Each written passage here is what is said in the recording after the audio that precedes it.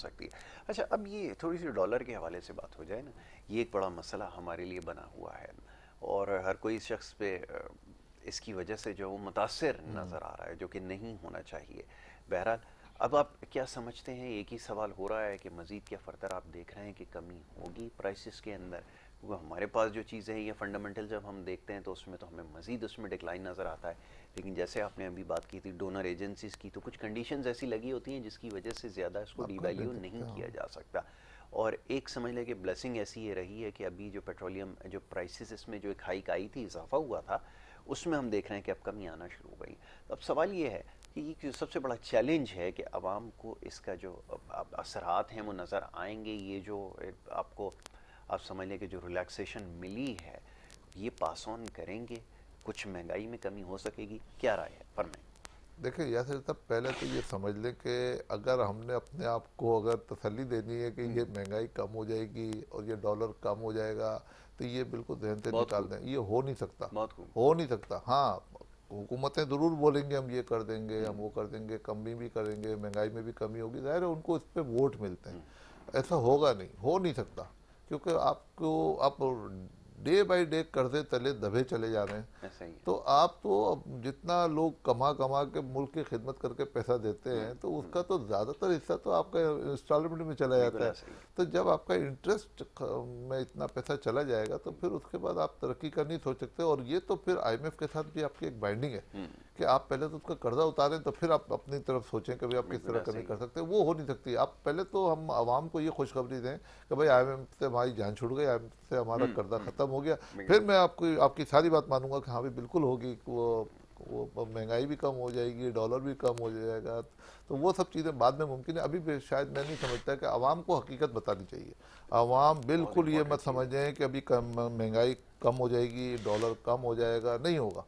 वक्ती तौर पे ज़रूर होगा। ज़ाहिर है किसी को अपनी जगह पे सेट होने के लिए कुछ ना कुछ करना पड़ता है। तो कुछ अपने आप को दिखाने के लिए, देखो अब मैं आ गया हूँ तो ये काम करूंगा, आप देखिएगा अब ये इतना अच्छा हो जाएगा। तो वो वक्ती तौर पे कुछ पैसे कम करेंगे वो बहुत करना खूब, बहुत ज़रूरी खूब। भी है उनके लिए।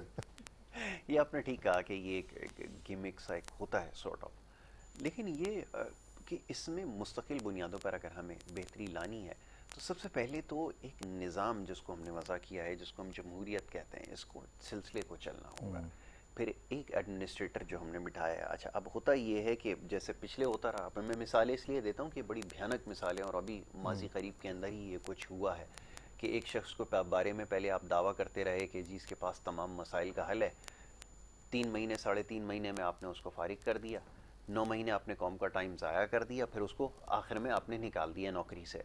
तो ये सिलसिले अगर होंगे तो फिर बड़ा मुश्किल हो जाता है मीशत को चलाना। अब यहाँ तो एक आपके पास लॉन्ग टर्म प्लान हो, कोई ऐसा ज़िम्मेदार बंदा हो जिसको आप 5 साल के लिए ज़िम्मेदारी कम अज़ कम दें, तो फिर जाके मामला बेहतर हो सकते हैं। लेकिन हमारे यहाँ तो इतनी उजलत में चीज़ें होती हैं, जितनी तेज़ी से फाइनेंस मिनिस्टर और ये चेंज हुए हैं, जो शायद ही कहीं पर होता हो, फिर कैसे मुमकिन है कि चीज़ें बेहतर होना शुरू? देखें अभी इस वक्त कोई ये बात मेरी बात का गलत मतलब ना लेके मैं पीटीआई के कोई खिलाफ हूँ या जी, जी। पीटीआई की मैं बुराई बस कर रहा हूँ। हकाइक बयान कर मैं रहे हैं आप। हकाइक बयान करने के लिए बैठा हूँ और ये आपके तवसल से बिल्कुल मैसेज ठीक है। पूरे पाकिस्तान में भी जा रहा है, बाहर मुल्कों में भी जा रहा है। तो मैं बता दूँ कि देखें, अगर किसी हुकूमत ने दावा किया था कि मैं आऊँगा तो उसके बाद ये हो जाएगा और ये मैं महंगाई भी कम करूँगा और इंशाल्लाह कर्जे से भी जान छुड़ाऊँगा और मैं आईएमएफ से कर्जा भी नहीं लूंगा, किसी के सामने हाथ नहीं फैलाऊंगा। मगर देखें, ये सब बातें करने से पहले आप सोचें कि आप ये काम कर सकते हैं। कर सकते हैं नहीं। अगर आप नहीं कर सके, मैं आपको इस बात का जवाब दे चुका हूँ कि देखें, एक पीपल्स पार्टी एक बहुत बड़ी पुरानी जमात है।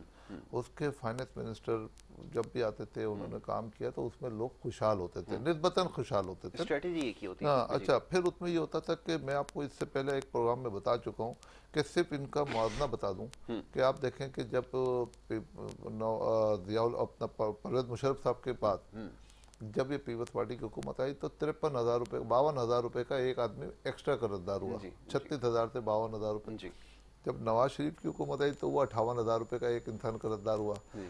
अब जब पीटीआई की हुकूमत आती है तो अच्छाई ये है कि भाई इनके दौर में एक इंसान का कर्जा जो 52 और 58 हुआ था, आपका तो 40 या 45 होना चाहिए था। इनके दौर में 88,000 रुपये का कर्जदार हो गया एक जी। इंसान।